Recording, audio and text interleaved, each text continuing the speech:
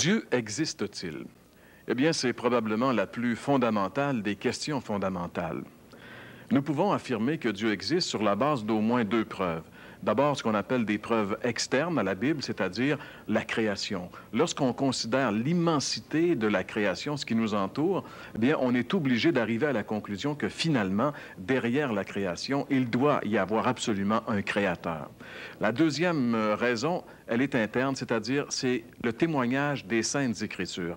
D'ailleurs, le premier verset de la Bible affirme l'existence de Dieu. Il est dit, au commencement, Dieu créa le ciel et la terre. Donc, ces deux preuves-là sont suffisantes. Mais malheureusement, au cours du siècle dernier, particulièrement, dans le monde intellectuel et le monde scientifique, on a remis en question l'existence même de Dieu.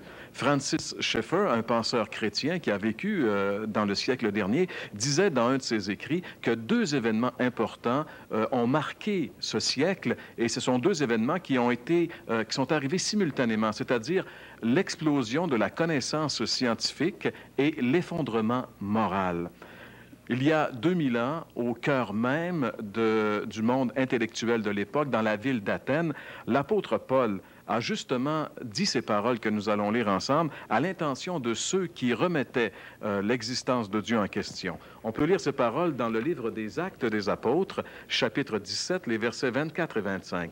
Paul dit « Dieu qui a créé l'univers et tout ce qui s'y trouve et qui est le Seigneur du ciel et de la terre n'habite pas dans des temples bâtis de main d'homme.